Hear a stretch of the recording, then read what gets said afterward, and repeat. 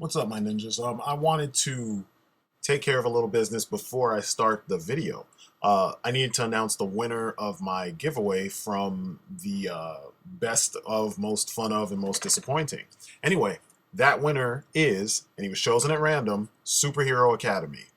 So congratulations to him. Hit me up in the messages so you can give me your information and I can get heavy duty sent out to you ASAP. So thanks for subscribing and watching, and on with the show.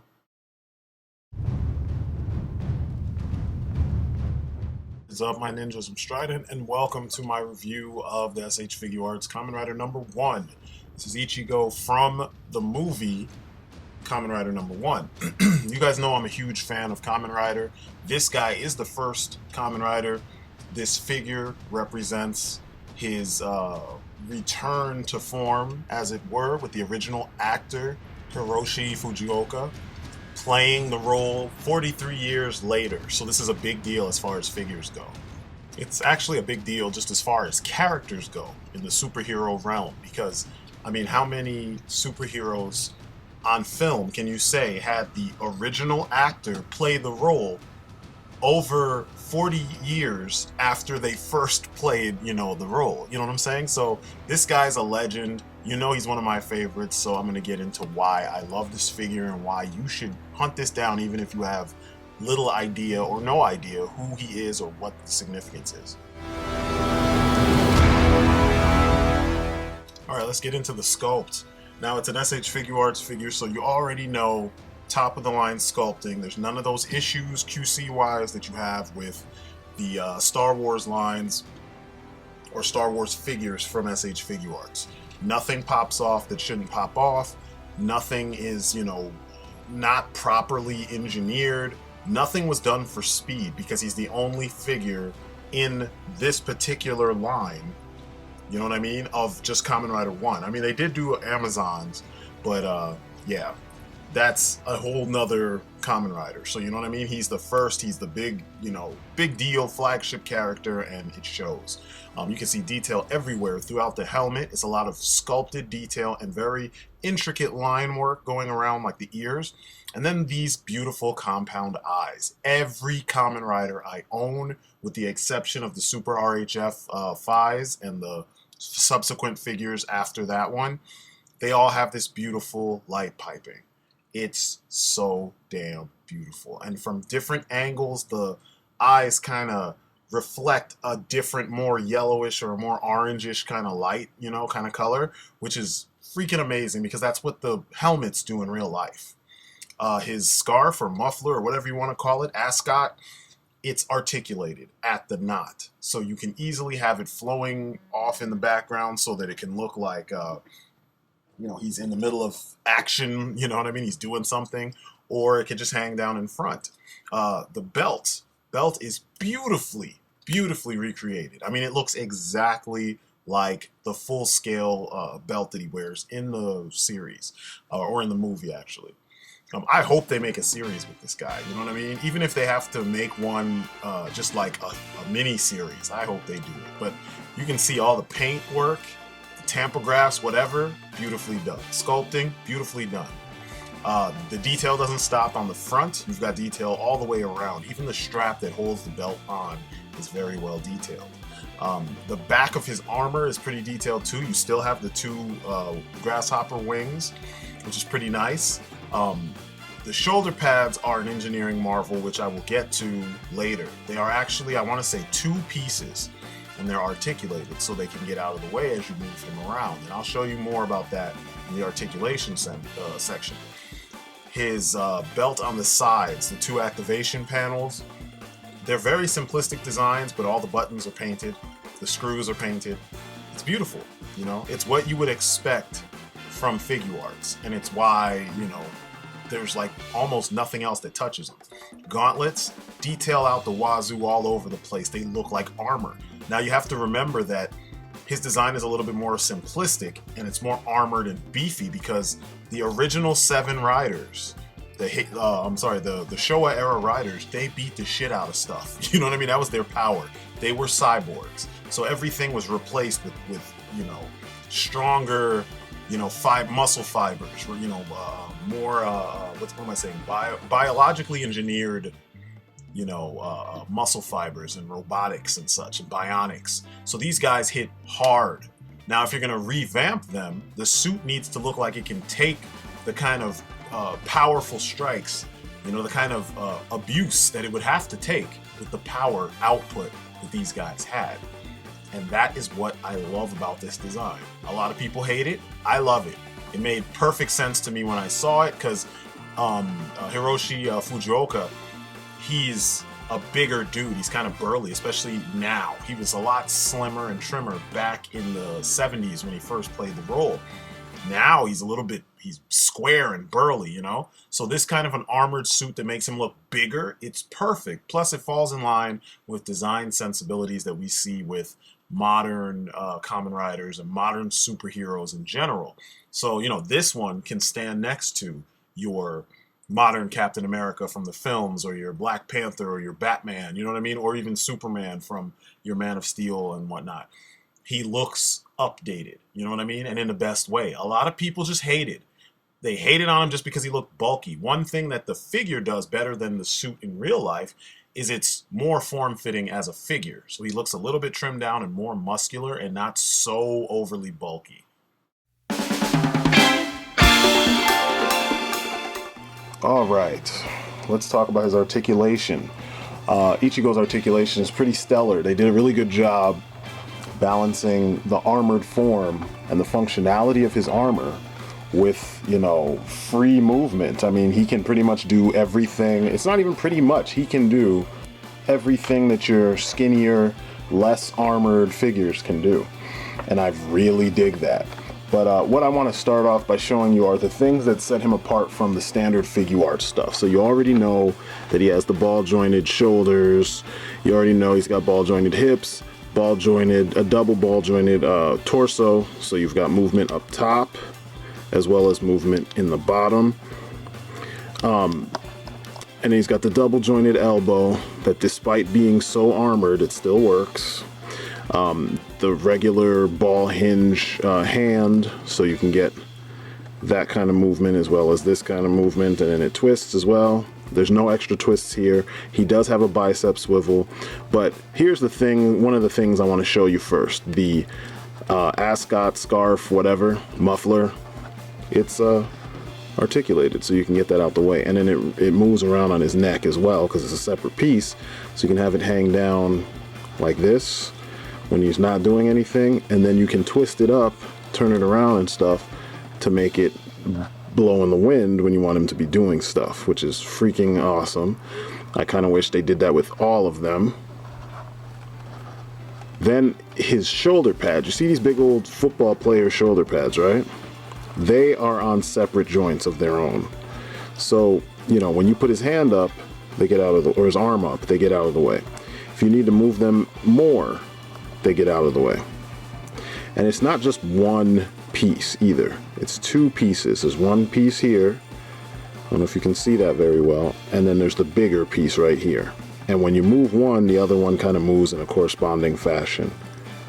It's pretty nice, you know, pretty damn nice. It makes this figure more functional, you know, and it makes you see how functional the figure is. His head, he can look all the way up. As you can see, he can look all the way down. You can even tilt to the side if you want. Either way, he can still look left, he can still look right. The muffler gets in the way, but you can always move it, and then you can just turn his head how you want it, and it will be flush. You see what I'm saying? Sometimes you can use the joints together, and it works really well. The antenna. You hear a lot of people say things like, these antennae are so, you know, fragile, and, you know, you got to be careful. They're going to fall apart. Listen, this is the umpteenth Kamen Rider I have, and none of their antennae have fallen off. Knock on wood. Knock on particle board, I guess. It's a thing. You got to just be mindful. I mean, you know, you paid $50 for your fucking figure. You're not going to do stupid shit with it to make those antennas come off. I mean, it's like any protrusion on any figure that you might have. You don't want things to, you know, make the pieces fall off. You don't want to bang him around like an idiot. You know what I mean? Other things. On the elbows, you see there's that piece of armor right there. That piece of armor is fixed. So when you move the elbow, it moves with it, you see? And it's just shy of the point where the armor, the wrist armor, connects to the arm, which is pretty dope. Also, on his legs, he's got these pieces of armor right here. They are also on a hinge. I think it's a ball joint, actually. Yeah, it's on a ball joint. So when he puts his legs up to do splits, they get out of the way, you know? And he can go down pretty far. He can go down even farther if you pull the hip down and then give him the split. So, you know, if you want him to kick high, there you go. Actually, I'm not going to do like you usually see. He's going to throw a proper kick because he is a Kamen Rider, and that is what they do. They kick shit and they break shit. But you see that? Not faking anything. That's proper kick etiquette, for lack of a better term. So you see that? His kick looks official. This is what's missing from a lot of figures, you know, and he can do it. Double jointed knees, and the same thing with the knee. There's a piece of armor right here on the knee. You can see it. It stays out of the way. It's not removable. I don't know. Remember if I glued mine on or if it came that way. I'm thinking it came that way because typically I have to glue them. But you can see he can use his double jointed knee. The thing is, because his boots are so big and because there's armor around the thigh, you don't get as deep of a bend as you would with some of the other characters, but it's deep enough. I mean, if you needed him to fall down to his knees like, no, or I've been defeated, you know, with his arms at his side and whatnot, you could do it. And it just looks like he fell down. It looks, you know, human. The belt itself is a separate piece, so it moves out of the way when you're doing stuff with his torso. You twist him. He can twist a lot because he can twist down here at the waist and he can twist up here at the diaphragm. So pretty dope. He doesn't do that telescoping thing that the old ones used to do. But, you know, besides that, you know, this is Ichigou. And they did a really good job making him look official, you know. I'm kind of happy that this was the direction that they went in because it just makes him look more powerful. He looks like a bigger, more, you know, hefty threat. He doesn't look like the typical skinny, you know, Kamen Riders that we have right now. And I love it, you know. It's just beautiful to see everything come together in a way that allows you to still play with the figure freely and not think too hard about having to, you know, organize pieces and move armor out of the way and all that shit just to get him to do basic stuff that these old school Kamen Riders do. I mean, they whooped ass and they hit hard, but in comparison to the kind of complex, you know, ridiculousness of the modern era of Kamen Rider, this guy's simple. He's just like a karate superhero. You know what I'm saying? So to make him do his kicks and his punches, it's nice to just grab the figure and play. You don't have to really worry about anything. Like I said, you know, a few minutes ago, pay attention to his antenna, but that's it, you know? And like I've said this before, the antenna are not that fragile. Just don't have him falling on his fucking head, you know what I mean? Like, that doesn't make any sense. But he can go up against whatever you need to have him go up against, and as long as you are playing with your figure the right way, you know, mindfully, you're not slamming them together like you would do with like a Mattel figure or like a Marvel Legend, yeah, this guy's going to stand up to whatever you do. Even a couple falls off of your shelf are not going to stop this guy. So, you know, bravo to them for all their engineering. If there's anything I can say that some people will find as a negative with the old school Kamen Riders is because their gimmicks were very simplistic. They don't come with a lot of accessories. As you can see, he just comes with a bunch of hands, and he comes with the rider kick effect. That's all they needed. Maybe a rider punch effect, but that's pretty much all they need. You know what I mean? It's not like you need them to do that much. You need gestural hands for when he's fighting, like get him in those cool dynamic poses, the martial arts poses, like he's getting ready to attack. Those karate poses that many of the suit actors would assume when in battle. And that's really it, because that is the essence of Kamen Rider. It's like if Bruce Lee was an armored superhero, this is what you get. Matter of fact, I'll even be more specific. If Sonny Chiba was a armored superhero, this is what you get, you know? So he has gestural hands, and they're all like fight oriented. So you really don't have to worry too much about which one for which thing, you know? These hands that I just finished showing you are more for his classic pose, you know, right before he does his classic rider kick. And then, you know, you could also have him salute, but they're versatile. That's the point that I'm getting at, is that even though they're specific for this pose, you know, when he hits his belt and then hands go up, you could also use them for other things, chopping, for blocking, you know, to look cool as he stylized, you know, stylized block, for parrying stuff, you know what I mean? For just having his hands kind of open as he jumps to do something. They just kind of all encompassing hands. It's like they gave you the perfect in between for his hands, so that he doesn't look too flamboyant, so you can't break the fingers if you do decide to play with him, and so that he doesn't have too much crap. I dig it. I mean, other people will say it's a knock against him for not having a shitload of accessories, but you know, one thing about Figuarts is they have the proper accessories that are relevant to who these characters actually are and what they do on screen, because you want to recreate what you saw on screen. You can do that with this guy in spades. And that's the beautiful thing about, you know, these Kamen Rider figures. And that's why I'm not tired of collecting them after all these years. You know what I'm saying? So this dude is a win in the accessory department. Everything fits snugly. You don't have to worry about anything popping off or not fitting, where you can tell that it's snug and it's on there the way it should be. And that's really all you could ask for as a collector of import figures or Kamen Rider figures, or any figure, honestly.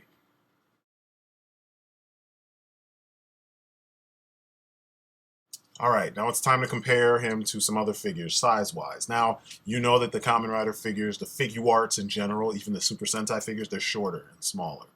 Um, he's much smaller than DC Collectibles figures I've got. This is the, what was it called? The DC Direct or DC Collectibles Supervillains. That was a Suicide Squad version of Deadshot. And then we have Akiba Red, who cannot believe that he's meeting the Kamen Rider.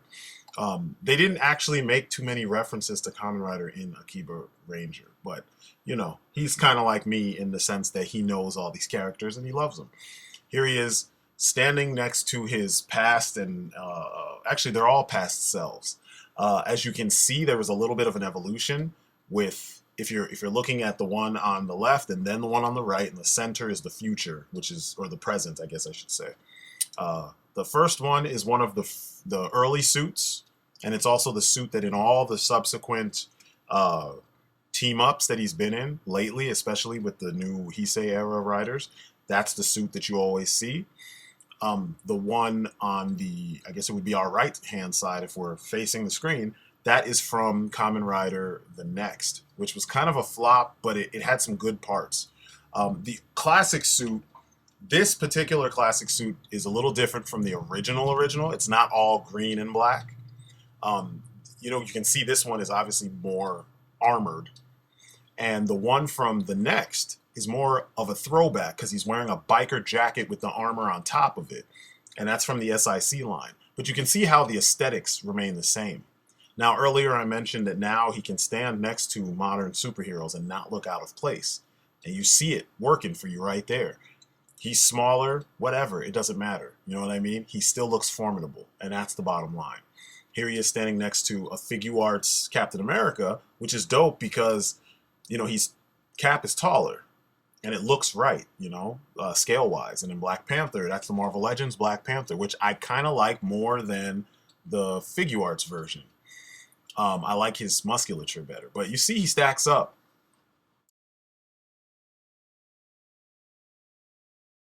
All right, this is the last detail before we get to the bottom line, the belt. In the show, the belt is closed most of the time. When he's fighting, when he's not transformed, when he has not henshined yet. Part of the effect of the belt is when he does assume the pose, when not henshined or transformed. The belt will open up like you see here. The turbine will spin, and then he'll, wind will suck up into the Typhoon, and then he'll turn into Kamen Rider 1. So with this, you can take off the big plate pieces, and you can see there's 4 pegs. So you move it from the outside pegs to the inside pegs, and then you end up with a closed belt.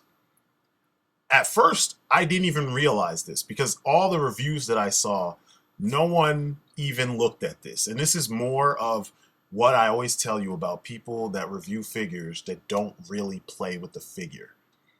I sat there and I was playing around with them. I wanted to see if it slid because that was a detail that's on some of the other belts, like Double and whatnot. They have like articulation in the belt sometimes. Who was another one? Fies has some too, where the phone actually moves on the belt and you can take the phone out of the belt, at least with the SIC version. So I was like, let me see if they did it. And they did it. And this is just a little bit of icing on the cake, Like I said, one last detail. It's awesome. I was impressed, super impressed.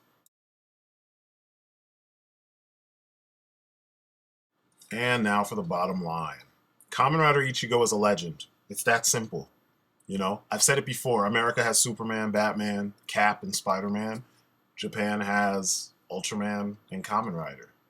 These guys have been around since forever, since the 70s. And their inclusion in the world of superheroes kind of changes the game. You know what I mean? And the whole like superhero year idea, I kind of wish they went a little bit harder and we got like multiple superheroes, multiple redone Kamen Riders for the entirety of the year. But this guy, his movie was decent. It wasn't like an amazing thing. The amazing part is the idea that Hiroshi Fujioka went back to playing the role 43 years later and was still kicking ass just like he did back in the day. It's fucking awesome. Modern special effects, modern costume, and he was still doing stuff that made, us fans just as excited as we were when we were kids and we first were introduced to Kamen Rider. That's big. That'd be like Christopher Reeves reprising the role of Superman in like, The Dark Knight or in a Superman for all seasons type deal, except he's older. It'd be fucking amazing. Or Kingdom Come, you know what I'm saying? Like if Christopher Reeves was still alive and he played Superman in Kingdom Come, the movie, almost 40 something years after he played Superman in the film, man, you know what I mean? It'd be ridiculous. What is it, 30 something years? But anyway, this figure is legendary. It marks a milestone for an awesome, well-loved character, and they put all the attention to detail and all the love and engineering into this figure, so you need to have this, you know what I mean? The price is probably a little bit higher up now, but when I got him, he was $40. So anyway, this has been my look at the SH Figuarts Kamen Rider #1, Ichigou, from the film Kamen Rider #1. And this is my story, and I'm sticking to it. S-class stuff. Pick him up if you see him. Peace outside.